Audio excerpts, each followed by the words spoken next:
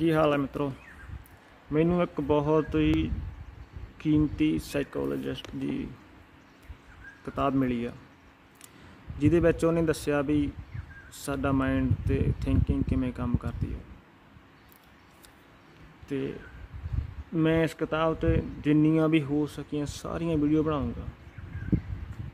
ਸ਼ੁਰੂਆਤ ਮਤਲਬ ਆਪਣੇ ਦਿਮਾਗ ਦੇ ਅੰਦਰ ਇੱਕ ਨਿੱਕੇ ਨਿੱਕੇ ਟੁਕੜਿਆਂ ਦੇ ਵਿੱਚ ਜਿਵੇਂ ਇੱਕ ਵਾਈਬ੍ਰੇਸ਼ਨ ਚੱਲਦੀ ਹੁੰਦੀ ਆ, ਇੱਕ ਹਿਲਜੁਲ ਹੁੰਦੀ ਆ।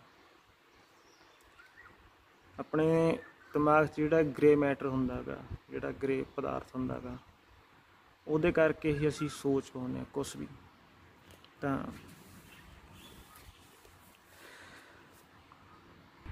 ਆਪਾਂ ਕਹਿੰਦੇ ਹਾਂ ਵੀ ਆਪਾਂ ਕੋਈ ਚੀਜ਼ ਬਾਰੇ ਸੋਚਦੇ ਹਾਂ। ਮੰਨ ਲਓ ਜਿਵੇਂ ਸਟੂਡੈਂਟ ਅੱਜ ਕੱਲ੍ਹ ਦੇ ਆਈਲੈਸ ਕਰਦੇ ਆ, ਉਹਨਾਂ ਨੂੰ ਉਹ ਆਡੀਓ ਸੁਣਨੀ ਪੈਂਦੀ ਹੈ ਨਾ, ਲਿਸਨਿੰਗ ਵਾਲੀ, ਤਕਰੀਬਨ 30 ਮਿੰਟ ਦੀ ਹੁੰਦੀ ਹੈ ਜਾਂ 25 ਮਿੰਟ ਦੀ।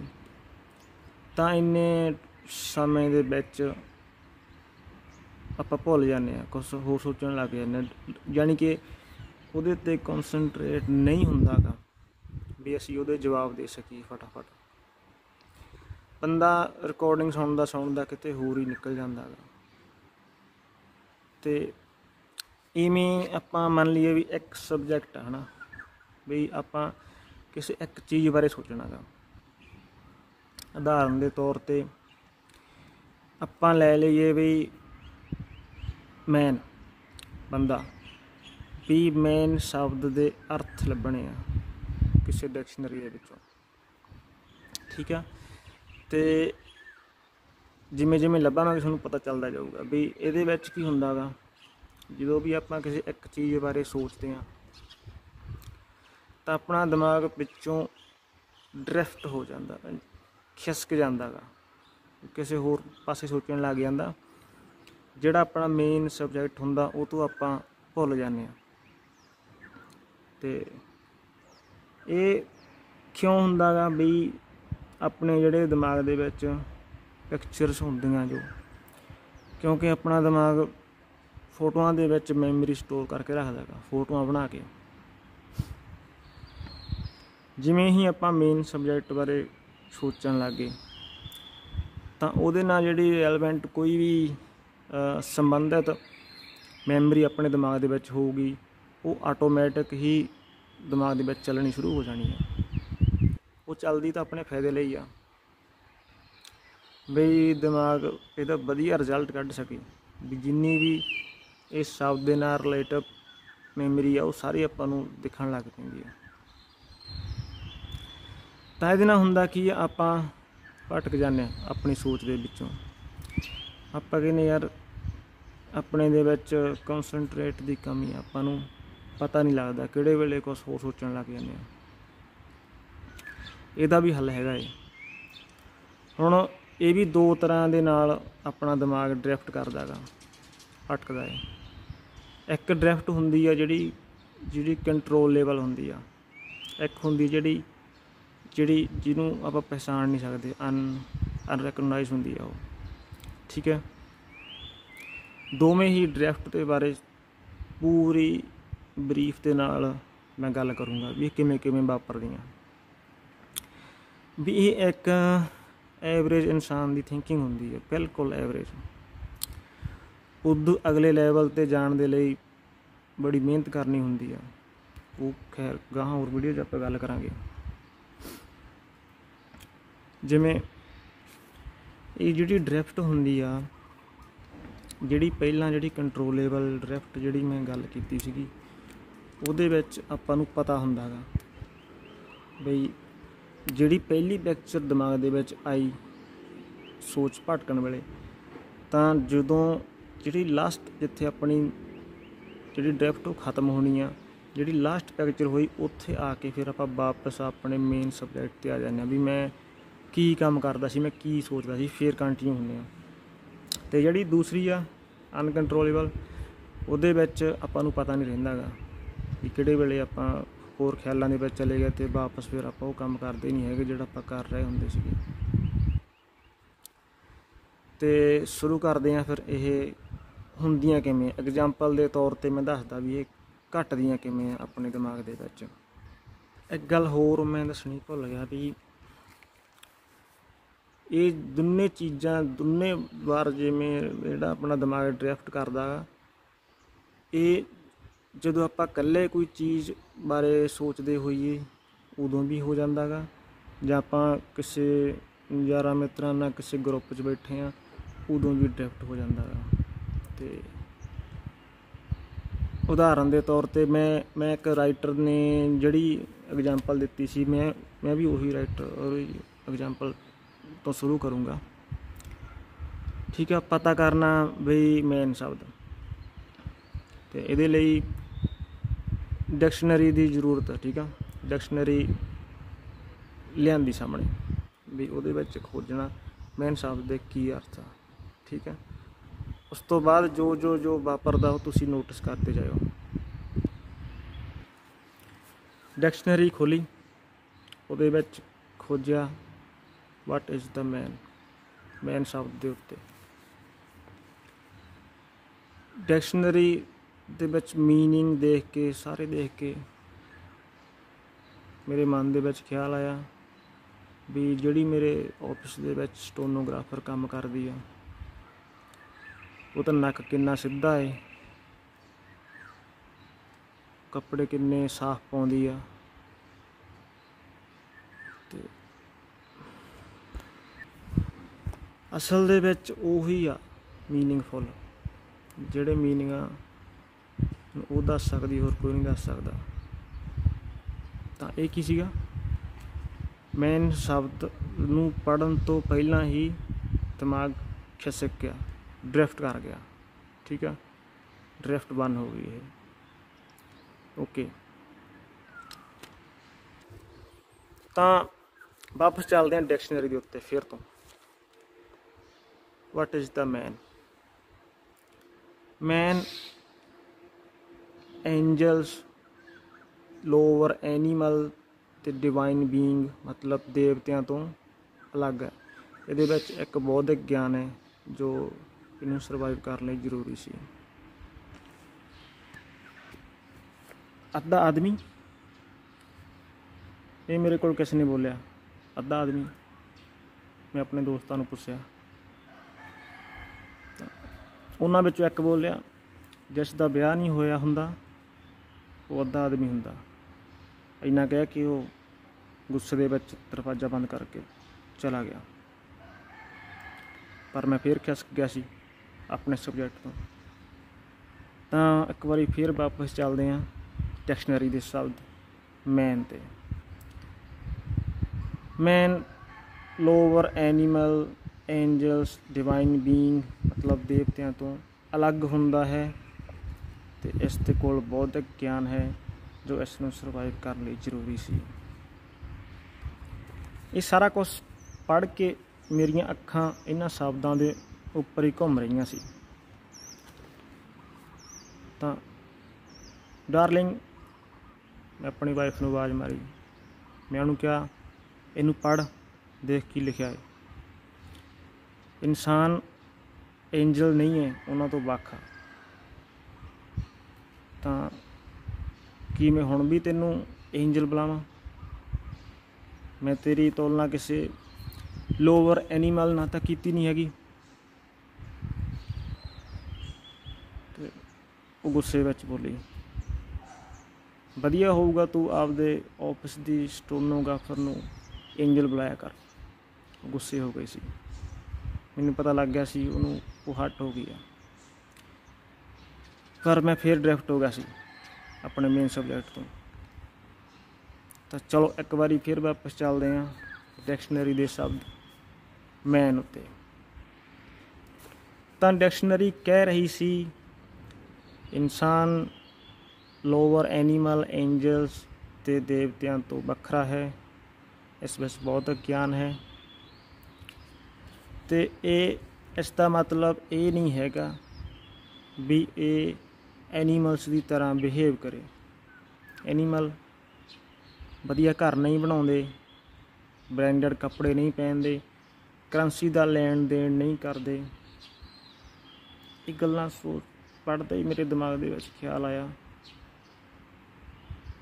ਮੇਰੇ ਕਬਜ਼ੇ ਦੇ ਵਿੱਚ ਬਹੁਤ ਵੱਡੇ ਵੱਡੇ ਮਹਿਲ ਆ ਜਿਹੜੇ ਪਹਾੜ ਦੇ ਸ਼ਿਖਰਾਂ 'ਤੇ ਬਣੇ ਹੋਏ ਆ।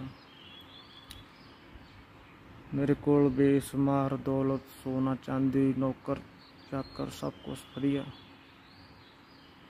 ਮੈਂ ਬੜੀਆਂ ਅਜੀਬ ਤਰ੍ਹਾਂ ਦੀਆਂ ਸੁਵਿਧਾਵਾਂ ਆਪਦੇ ਲਈ ਸੋਚੀਆਂ,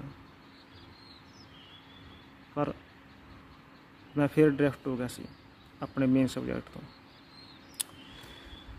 ਤਾਂ ਚਲੋ ਇੱਕ ਵਾਰੀ ਫਿਰ ਵਾਪਸ ਚੱਲਦੇ ਹਾਂ ਡਿਕਸ਼ਨਰੀ ਦੇ ਸ਼ਬਦ ਮੈਨ ਉੱਤੇ। ਇਨਸਾਨ ਲੋਅਰ ਐਨੀਮਲ ਅਤੇ ਦੇਵਤਿਆਂ ਤੋਂ ਵੱਖਰਾ ਹੁੰਦਾ ਹੈ। ਲੋਅਰ ਐਨੀਮਲ ਤਾਂ ਮਤਲਬ ਕੋਈ ਹਾਈਅਰ ਐਨੀਮਲ ਵੀ ਹੁੰਦੇ ਆ। ਉਹ ਕਿਹੜੇ ਹੁੰਦੇ ਆ? ਕਿਤੇ ਔਰਤ ਤਾਂ ਹਾਈਅਰ ਐਨੀਮਲ ਨਹੀਂ, ਪਰ ਔਰਤ ਤਾਂ ਔਰਤ ਨੂੰ ਦੇਖ ਕੇ ਜੈਲਸੀ ਕਰਦੀ ਹੈ। ਫਿਰ ਮੈਂ ਫਿਰ ਡਰਿਫਟ ਕਰ ਗਿਆ ਸੀ, ਆਪਣਾ ਮੇਨ ਸਬਜੈਕਟ ਤੋਂ ਭਟਕ ਗਿਆ ਸੀ। ਤਾਂ ਚਲੋ ਫਿਰ ਇੱਕ ਵਾਰੀ ਚੱਲਦੇ ਹਾਂ ਡਿਕਸ਼ਨਰੀ ਦੇ ਸ਼ਬਦ ਮੈਨ ਉੱਤੇ। ਲੋਅਰ ਐਨੀਮਲ ਅਤੇ ਦੇਵਤਿਆਂ ਤੋਂ ਵੱਖ ਹੁੰਦਾ ਹੈ। ਇਸ ਵਿੱਚ ਬੌਧਿਕ ਗਿਆਨ ਹੈ, ਪਰ ਅਸੀਂ ਇਹ ਐਕਸਪੈਕਟ ਨਹੀਂ ਕਰ ਸਕਦੇ ਕਿ ਇਨਸਾਨ ਜਾਨਵਰਾਂ ਦੀ ਤਰ੍ਹਾਂ ਬਿਹੇਵ ਕਰੇ, ਅਤੇ ਇਹ ਦੇਵਤਿਆਂ ਤੋਂ ਵੱਖਰਾ ਅਤੇ ਵੱਡਾ ਵੀ ਹੁੰਦਾ ਹੈ। ਇਸ ਨੇ ਕੋਈ ਚੰਨ, ਤਾਰੇ, ਗ੍ਰਹਿਆਂ, ਬ੍ਰਹਿਮੰਡ ਦੀ ਰਚਨਾ ਨਹੀਂ ਕੀਤੀ, ਪਰ ਫਿਰ ਵੀ ਇਨਸਾਨ ਸਾਰੇ ਹੀ ਜੀਵਾਂ ਤੋਂ ਵੱਖਰਾ ਹੈ। ਹੋਰ ਕਿਤੇ ਵੀ ਇਸ ਤਰ੍ਹਾਂ ਦਾ ਜੀਵ ਨਹੀਂ ਪਾਇਆ ਜਾਂਦਾ। ਇਨਸਾਨ ਨੇ ਕਿੰਨਾ ਕੁਛ ਬਣਾ ਦਿੱਤਾ ਹੈ ਖਾਲੀ ਧਰਤੀ ਤੋਂ। ਕੀ ਇਨਸਾਨ ਕਦੇ ਲਾਈਟ ਦੀ ਸਪੀਡ ਨੂੰ ਫੜ ਸਕੂਗਾ? ਮੈਂ ਆਪਣੇ ਆਪ ਨੂੰ ਦੇਖ ਰਿਹਾ, ਮੈਂ ਕਿਸੇ ਐਸੇ ਪਲੇਨ ਵਿੱਚ ਜਾ ਰਿਹਾ ਜੋ ਲਾਈਟ ਦੀ ਸਪੀਡ ਤੋਂ ਕਈ ਗੁਣਾ ਵੱਧ ਰਫਤਾਰ ਨਾਲ ਜਾ ਰਿਹਾ। ਮੈਂ ਹੋਰ ਗ੍ਰਹਿਆਂ ਦੀ ਯਾਤਰਾ ਕਰ ਰਿਹਾ, ਪਰ ਕੀ ਅਸੀਂ ਕਦੇ ਜਾਣ ਪਾਵਾਂਗੇ ਗੂੜ੍ਹੀ ਨੀਂਦ ਦੀ ਸਟੇਜ ਕੀ ਹੁੰਦੀ ਹੈ? ਅਸੀਂ ਸੌਂਦੇ ਕਿਉਂ ਆ? ਨਾ ਸੁੱਤੇ ਤੋਂ ਬੰਦਾ ਮਰ ਜਾਂਦਾ, ਖਾਧੇ ਤੋਂ ਬਿਨਾਂ ਖਾਧੇ ਤੋਂ ਕੁਛ ਫਿਰ ਵੀ 40 ਦਿਨ ਕੱਢ ਜਾਂਦਾ ਗਾ।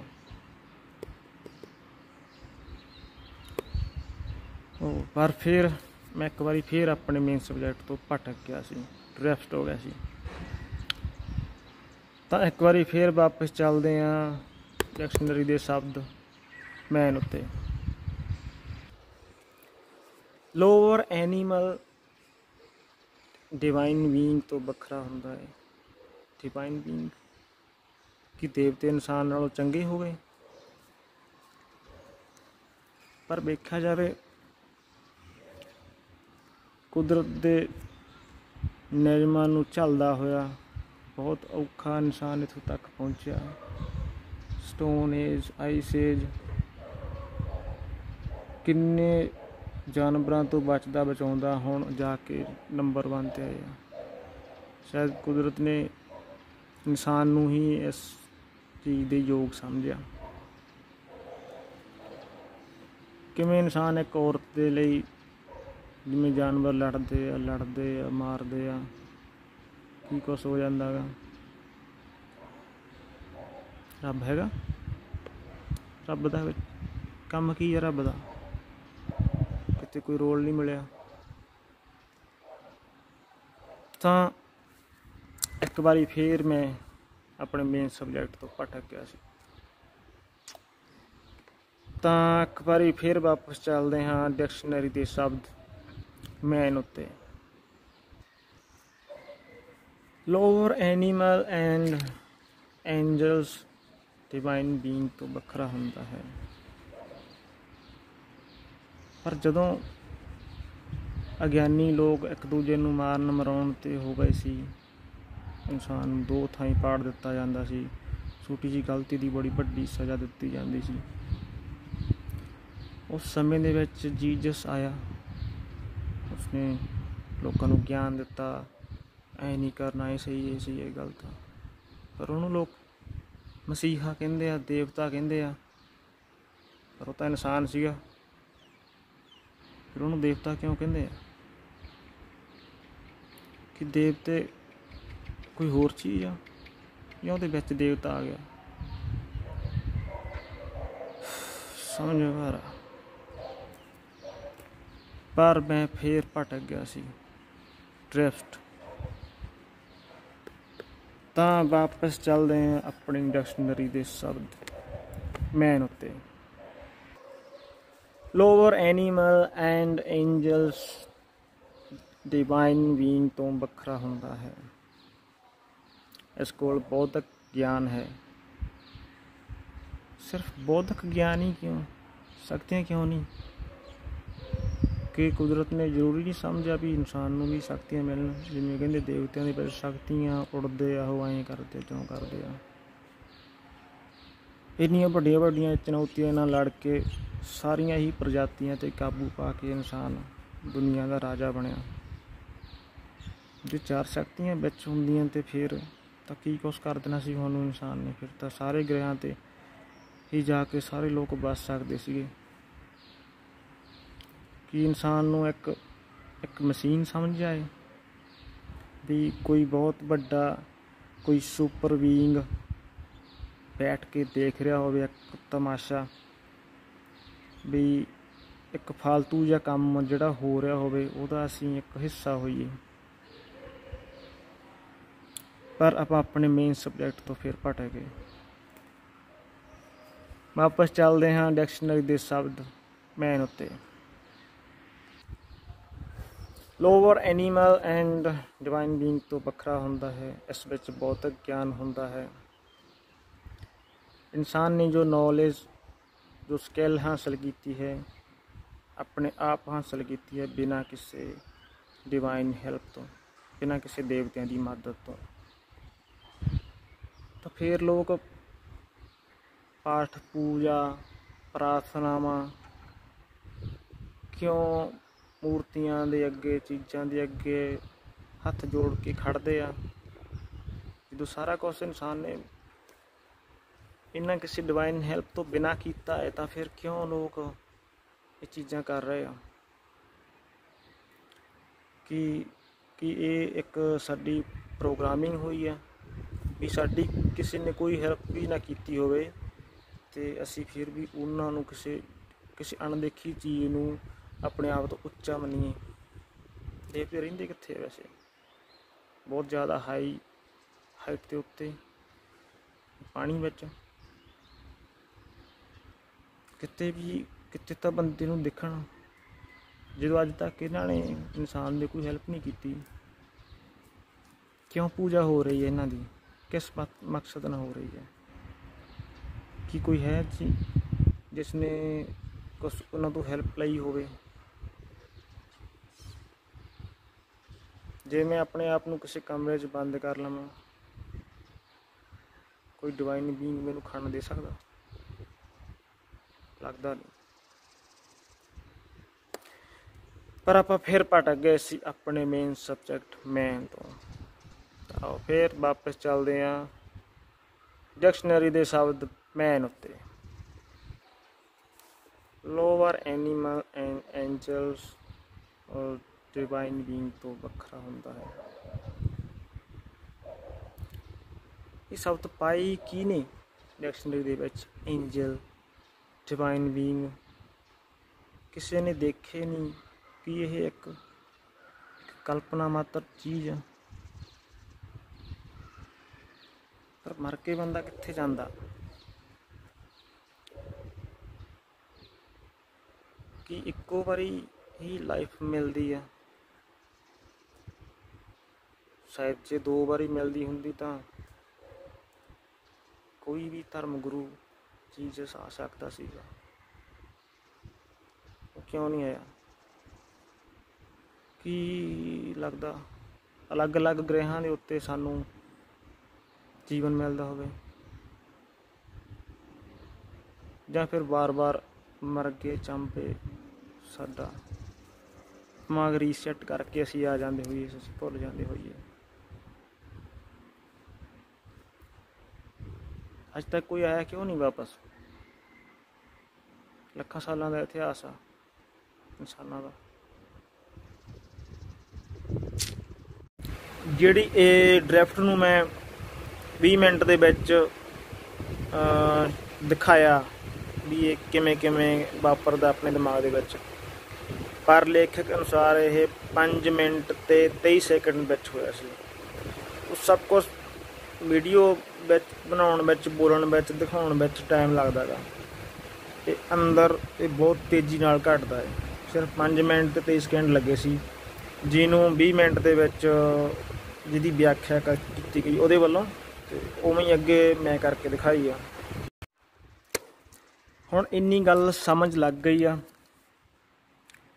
ਵੀ ਜਦੋਂ ਕੋਈ ਇੱਕ ਕੰਮ ਕਰਨਾ ਚਾਹੀਏ ਜਾਂ ਕਿਸੇ ਚੀਜ਼ ਬਾਰੇ ਪੜ੍ਹਨਾ ਜਾਂ ਸੋਚਣਾ ਜਾਂ ਕਰਨਾ ਚਾਹੀਏ, ਜਾਂ ਕੋਈ ਮਕੈਨਿਕ ਹੀ ਕੁਛ ਬਣਾ ਰਿਹਾ ਹੈ, ਕੁਛ ਇੰਜਨ, ਕੁਛ ਨਟ ਕੱਸ ਰਿਹਾ, ਜਾਂ ਕੋਈ ਪੇਂਟ ਕਰ ਰਿਹਾ, ਜਾਂ ਕੋਈ ਕੁਛ ਹੋਰ ਕਰ ਰਿਹਾ, ਤਾਂ ਉਹਦਾ ਦਿਮਾਗ ਲੱਖਾਂ ਕਰੋੜਾਂ ਵਾਰੀ ਇੱਕ ਦਿਨ ਦੇ ਵਿੱਚ ਡਰਿਫਟ ਹੁੰਦਾ ਗਾ, ਜਿਹਦੇ ਨਾਲ ਹੁੰਦਾ ਪਤਾ ਕੀ ਆ? Time waste. ਜਿਵੇਂ ਕਿ 4 ਲਾਈਨਾਂ ਨਹੀਂ ਡਿਕਸ਼ਨਰੀ ਦੀਆਂ ਪੜ੍ਹੀਆਂ, ਦਿਮਾਗ ਕਿਤੇ ਦੀ ਕਿਤੇ ਚਲਾ ਜਾਂਦਾ। ਇਹ ਤਾਂ ਕੰਟਰੋਲੇਬਲ ਡਰਿਫਟ ਦੀ ਆਪਾਂ ਗੱਲ ਕੀਤੀ, ਜਿਹੜੀਆਂ ਆਪਣੇ ਕੰਟਰੋਲ 'ਚ ਹੁੰਦੀਆਂ। ਅਨਕੰਟਰੋਲੇਬਲ ਦੀ ਆਪਾਂ ਅਗਲੀ ਵੀਡੀਓ ਦੇ ਵਿੱਚ ਕਰਾਂਗੇ। ਉਸ ਤੋਂ ਅਗਲੀ ਵੀਡੀਓ ਦੇ ਵਿੱਚ ਬਈ ਇਹਨਾਂ ਨੂੰ ਆਪਾਂ ਬੰਦ ਕਿਵੇਂ ਕਰਨਾ ਗਾ, ਆਪਣਾ ਜਿਹੜਾ ਹਾਈਅਰ ਲੈਵਲ ਜਿਹੜਾ ਹੁੰਦਾ ਗਾ ਜਾਗਰੂਕਤਾ ਦਾ, ਉਹ ਕਿਵੇਂ ਲੈ ਕੇ ਆਉਣਾ ਗਾ। ਜੇ ਤੁਸੀਂ ਵਾਕਈ ਇਹ ਚੀਜ਼ਾਂ ਦੇ ਵਿੱਚ ਇੰਟਰਸਟਡ ਹੈਗੇ ਆ, ਆਪਣੇ ਮਾਈਂਡ ਨੂੰ, ਆਪਣੀ ਥਿੰਕਿੰਗ ਨੂੰ ਚੰਗੀ ਤਰ੍ਹਾਂ ਸਮਝਣਾ ਚਾਹੁੰਦੇ ਆ, ਤਾਂ ਦੱਸ ਦਿਓ, ਕਮੈਂਟ ਕਰ ਦਿਓ। ਜੇ ਕੋਈ ਕਮੈਂਟ ਕਰੂਗਾ, ਕੋਈ ਚਾਹਵਾਨ ਹੋਊਗਾ, ਤਾਂ ਮੈਂ ਅੱਗੇ ਵੀਡੀਓ ਬਣਾਊਂਗਾ, ਨਹੀਂ ਫਿਰ ਮੈਨੂੰ ਵੀ ਮਗਜ ਮਾਰਨ ਦਾ ਕੋਈ ਫਾਇਦਾ ਨਹੀਂ ਹੈਗਾ। ਠੀਕ ਆ। ਮੈਂ ਜੋ ਸੋਚਿਆ ਸੀਗਾ ਵੀ ਸਾਰੀ ਇਹ ਜਿਹੜੀ ਬੁੱਕ ਆ, ਇਹਦੇ ਵਿੱਚ ਸਾਰਾ ਕੁਛ ਹੀ ਦੱਸਿਆ ਗਿਆ। ਮੈਂ ਇਸ 'ਤੇ 100 ਵੀਡੀਓ ਵੀ ਬਣਾ ਸਕਦਾ ਇੱਕ ਤੋਂ ਲੈ ਕੇ, ਪਰ ਜੇ ਕੋਈ ਦੇਖਣ ਵਾਲਾ ਹੋਵੇ, ਕੋਈ ਸੁਣਨ ਵਾਲਾ ਹੋਵੇ, ਤਾਂ ਮੈਂ ਜ਼ਰੂਰ ਬਣਾਊਂਗਾ। ਜੇ ਕਿਸੇ ਦਾ ਕੋਈ ਰਿਸਪੌਂਸ ਹੀ ਨਾ ਆਇਆ, ਫਿਰ ਮੈਂ ਨਹੀਂ ਬਣਾਊਂਗਾ। ਫਿਰ ਮੈਂ ਬਣਾਊਂਗਾ ਮੇਨ ਜ਼ਰੂਰੀ ਹਿੰਟ, ਜਿਹੜੇ ਜ਼ਰੂਰੀ ਗੱਲਾਂ ਜਿਹੜੀਆਂ ਹੋਣਗੀਆਂ ਉਹਨਾਂ 'ਤੇ। ਸਾਰੀ ਬੁੱਕ ਨੂੰ ਫਿਰ ਮੈਂ ਟਰਾਂਸਲੇਟ ਕਰਨ ਦੀ ਕੋਸ਼ਿਸ਼ ਨਹੀਂ ਕਰੂੰਗਾ। ਇਹ ਮੈਂ ਚੈਪਟਰ 1 ਦੇ ਵਿੱਚੋਂ ਕੁਛ ਨੋਟਸ ਬਣਾਏ ਸੀ ਕਾਪੀ ਦੇ ਉੱਤੇ, ਉਹਨੂੰ ਸਮਝ ਕੇ ਪੰਜਾਬੀ ਦੇ ਵਿੱਚ ਕਰਕੇ ਤੁਹਾਨੂੰ ਦੱਸਿਆ ਹੈ। ਤੇ ਆਖਰ ਦੇ ਵਿੱਚ ਇਹੀ ਕਹਿਣਾ ਵੀ ਬਹੁਤ ਹੀ ਜ਼ਿਆਦਾ ਇਹ ਕੰਮ ਦੀ ਬੁੱਕ ਆ। ਮਰਨ ਤੋਂ ਪਹਿਲਾਂ ਜਿਹਨੇ ਇਹ ਚੀਜ਼ਾਂ ਵੀ ਨਾ ਜਾਣ ਸਕਿਆ ਵੀ ਸਾਡਾ ਮਾਈਂਡ ਕਿਵੇਂ ਕੰਮ ਕਰਦਾ, ਕੋਈ ਫਾਇਦਾ ਨਹੀਂ ਗਾ। ਤੁਸੀਂ ਇੱਕ ਵਾਰੀ ਸਭ ਕੁਛ ਸਮਝ ਜਾਓਗੇ, ਤੁਹਾਡੇ ਸਵਾਲ ਖਤਮ ਹੋ ਜਾਣਗੇ ਵੀ ਇਹ ਸਭ ਕੁਛ ਕਿਉਂ ਹੁੰਦਾ। ਟੈਨਸ਼ਨ ਜਿਹੜੀ ਆਪਾਂ ਕਹਿ ਦਿੰਦੇ ਹਾਂ, ਕਿਸੇ ਨੂੰ ਡਿਪਰੈਸ਼ਨ, ਉਦਾਸੀ, ਖੁਸ਼ੀ, A to Z ਜਿਹੜਾ ਆਪਣੇ ਦਿਮਾਗ ਦਾ ਪੋਸਟਮਾਰਟਮ ਕੀਤਾ ਹੋਇਆ ਇਹ ਬੁੱਕ ਦੇ ਵਿੱਚ। ਇਹ ਕੋਈ ਆਮ ਬੁੱਕ ਨਹੀਂ ਹੈਗੀ। ਜੇ ਤੁਸੀਂ ਚਾਹੁੰਦੇ ਆ ਇਹ ਚੀਜ਼ਾਂ ਬਾਰੇ ਜਾਣਨਾ ਤਾਂ ਦੱਸ ਦਿਓ। ਓਕੇ ਜੀ, ਵੀਡੀਓ ਦੇਖਣ ਲਈ ਧੰਨਵਾਦ। ਜੇ ਗੱਲ ਦੀ ਨਹੀਂ ਸਮਝ ਲੱਗੀ ਤਾਂ ਦੁਬਾਰਾ ਵੇਖ ਲਿਓ, ਤੀਸਰੀ ਵਾਰ ਦੇਖ ਲਿਓ, 5ਵੀਂ ਵਾਰ ਵੇਖ ਲਿਓ। ਤੁਹਾਡੇ ਦਿਮਾਗ ਦੇ ਵਿੱਚ ਇਹ ਗੱਲ ਵੜ ਗਈ, ਤੁਹਾਨੂੰ ਲੱਗਿਆ ਇਹ ਚੀਜ਼ ਨੂੰ ਸਿੱਖਣ ਦੀ ਲੋੜ ਆ, ਤਾਂ ਜ਼ਰੂਰ ਦੱਸਿਓ। ਓਕੇ ਜੀ, ਧੰਨਵਾਦ।